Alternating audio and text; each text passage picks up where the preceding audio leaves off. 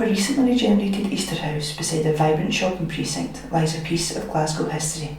Built in the mid-15th century, Provan Hall has been a home to many colourful and important figures who have helped shape Scottish history, and one of whom was William Baillie.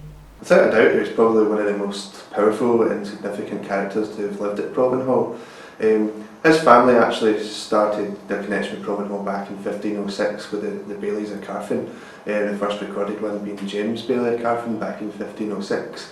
And we see the house pass through generations and generations before 1549 William takes over. William Baillie had a very distinguished career, and we actually see him taking over 4 separate roles over his time. His first role, we see him being a lord at the Court of Session. The Court of Session was set up to deal with all sorts of civil cases in Scotland, so dealing with anything from inheritance disputes to property to divorce. We then later on see him being involved in the Privy Council for Scotland, so he would have been dealing with all sorts of matters of state on behalf of the King or Queen, anything from economics to politics to social affairs. Later on in the 1560s, William actually gets promoted to the highest office in the Court of Session and becomes Lord President, Lord Provan, a position that would bring with it its own wealth and its own responsibilities, and just very much at the forefront of Scottish politics. In the 1560s, we get the first glimpse into William's personal life and his family life. We see him marry Elizabeth Durham of the Durhams of Duntarvie, a very powerful and influential family in their own right. Elizabeth would have been a very headstrong and kind of business-minded woman. We actually see her involved in her husband's business and in the family business. She's named in the charters, she's named in the Great Seal Book, so a very headstrong and powerful lady in her own right. William and Elizabeth have 2 kids together. The first one, William, died around about the 1590s, and the second one, Elizabeth, would then go on to inherit her father's estate. Elizabeth then continues family life at Provan Hall when she marries Robert Hamilton of Goslington. This was a fantastic marriage. There's 2 very powerful families who in the past have actually married before, all with the aims of building up the family name, building up the estate and just expanding into as much land as possible in Scotland. Elizabeth and Robert had several kids, probably one of the most significant being their son Francis. Francis actually had the lands of Provan signed over to him in 1599 in this very building we're in just now. So now it's really up to Francis to take everything that's been passed down to him from the Baillie family and the Hamilton family, and as the eldest son, it's really the ball's in his court now to really push the family forward. Francis Hamilton is probably the most eccentric of all the inhabitants of this house. He's also one of the most interesting because he's left us quite a lot of writings. He even published stuff. He's William Baillie's grandson, as we've heard, and the family made quite a serious mistake with Francis. I think they were quite pleased to have this male heir that was going to inherit all the joint Baillie-Hamilton money, and they made over a huge amount of money to him at a very young age, and I suspect this kind of went to his head. He did go to university, though a lot of upper class people did at that time. They didn't necessarily graduate, but they went along to learn. Well, it was a bit introductory. If you're a landowner, you didn't want just to be Mr. So-and-so because you had a Master of Arts. But in his class at Glasgow University, you can find it in the records, was the Minister Zachary Boyd, who's quite famous as one of Scotland's worst ever poets, who wrote thousands of lines of very, very bad verse. And the funny thing is that Francis also wrote poetry, and his poetry is infinitely better than Zachary Boyd's. But it's nice to think of the 2 of them at university in Glasgow together.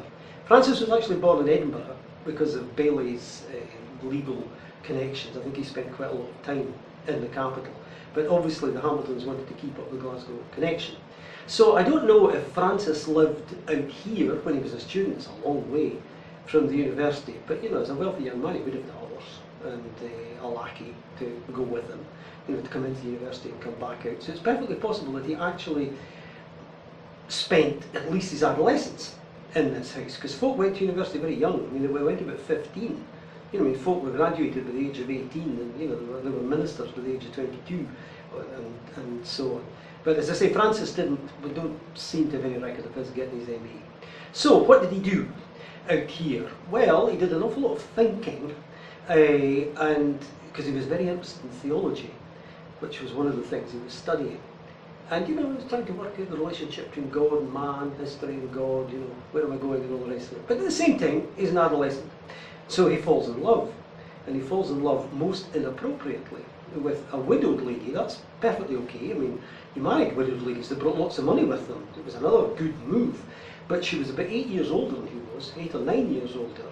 And we've got the wedding contract, the marriage contract rather, but the wedding never took place. This is 1607. The contract's from 1608, 1609, nothing happened. 1609, late in 1609, Francis does marry another girl, doesn't bring nearly as much money.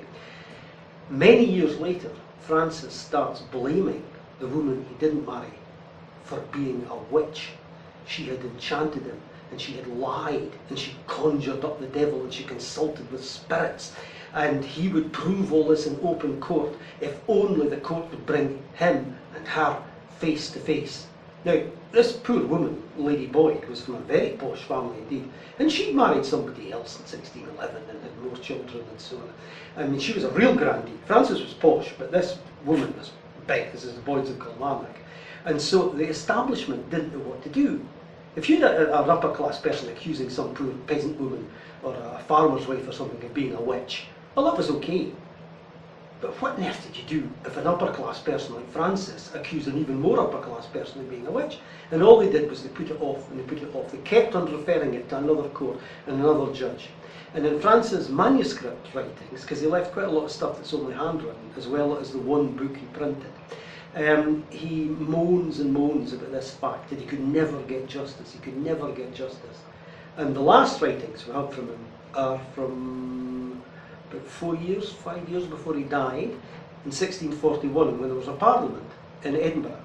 Now, that parliament was very urgent.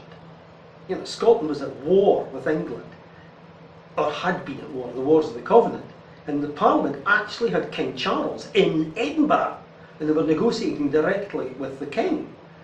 But Francis thought this would be a very appropriate moment, yet again, to try with these petitions to get Dame Isabel Boyd into court so he could denounce her and confront her. The terrible thing is he never tells us what exactly she's supposed to have done. It's all this rhetoric about, I will demonstrate, I will prove how she did this. But he never says where, when, why, or anything. So it's all a bit mysterious. And it certainly makes you realise that Francis had a terrible persecution complex. What's interesting about the persecution mania is it obviously starts after his wife dies. Because he dates things in such a way you can count back and realise, that's the year he started, and so on. Because he didn't start immediately after the engagement was broken off.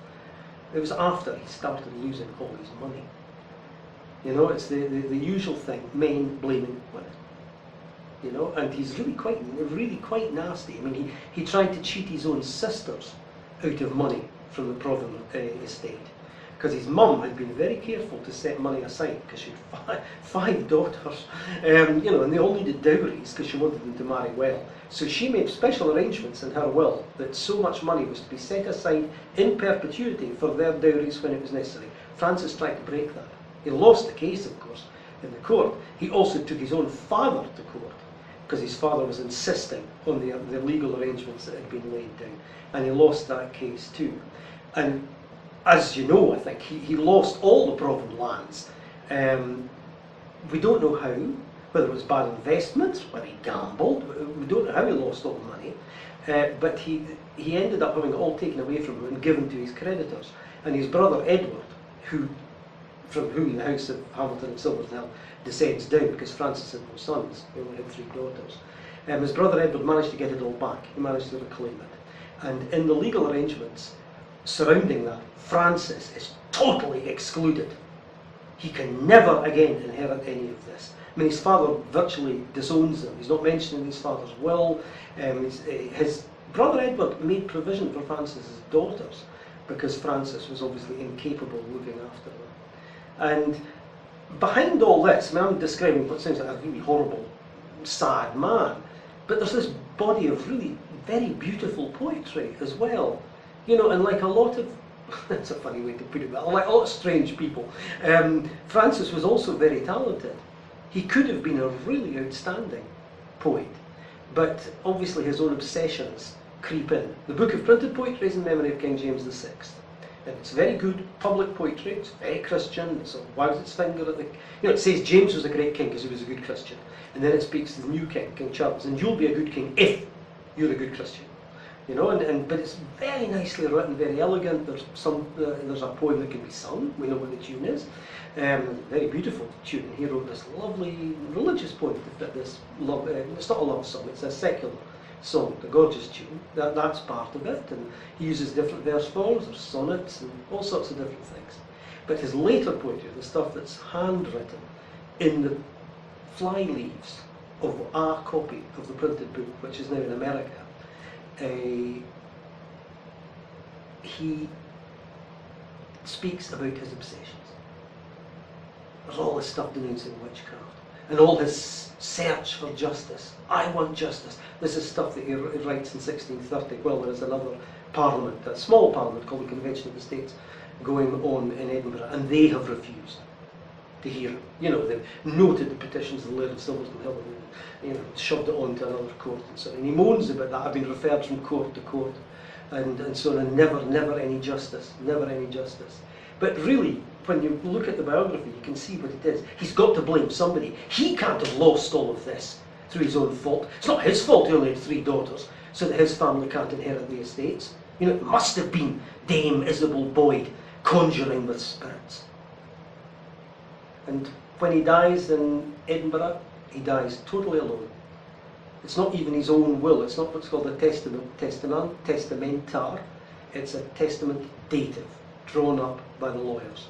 Because he's died owing people money, even though he was dirt poor, and it makes for very sad reading. When you think of all the future there was in front of this laddie when he inherited this estate, took it over, the university education, Scotland heading towards, becoming part of the joining up with England, the whole future opening up, and he blew it all.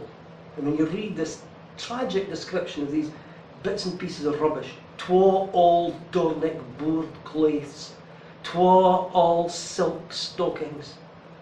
It's all old, everything is old. But there's 1 or 2 things that, a shooting piece, a gun, a bow and arrow, because the aristocracy, practiced archery was an aristocratic pursuit. All these little relics of an upper class life that he's held on to. But 3 pairs of old sheets and things like that. It makes for harrowing reading. Nobody mentioned from his family. Nobody at all. And what's really quite chilling is we don't know how long it was before his body was found, because the date of his death's not filled in. They only realise he died between such a time and the time the testament dative was drawn up. And there was a box of writings, and nobody thought to keep them. And it's very sad to think of this poetry, which it'll have been, being used to wrap up bread and bits of beef and stuff. The man he owed the money to was a baker, so I'm sure the baker took all this paper and used it to wrap things up, because he wouldn't have got much of his money back otherwise. So Francis, fascinating and exemplary story about what not to do with money if you inherit a lot of it.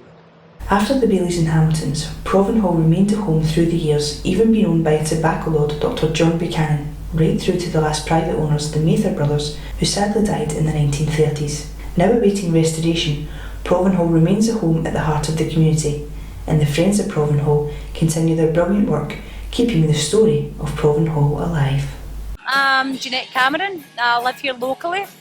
My mother actually does a bit of work with the Provan Hall house as well for a lot of years, and we have different events on, Halloween nights, Easter nights, trying to get the community involved. Doing events like this, it opens people's eyes. It's not just a scheme, come, it's got a bit of history and the It's good building to- itself is just amazing to look at, like the stone. And you have tourists coming for other people, even if it's like people that live in Scotland and that are maybe doing a tour, but you have people coming from other parts of the world to come here is a pretty good thing as well. I think it opens up, because then people obviously get back to where they come from and say, oh, I done a tour in this wee place called Easterhouse. And I actually feel quite privileged to sit here and say I come for this. That's the thing, I think and it I'd say changes to us. people, you know, come and see for yourself and make up your own mind. Come and see what the house and the grounds have got to offer. It's pride, I think that's it, and it's a bit of pride in the book because it's no different now and we've got a different kind of thing, so you do feel proud that where you come from kind of thing, and this place can make it even better if they get everything that they're wanting to get done, like the And the more visitor people centre. that come and visit, the more money they've got to improve it even better and do even more things. But it's been I've had a really interesting day, man. It's been very informative, sort of, man. It's been good to learn all these wee different things and a bit of our heritage and our culture.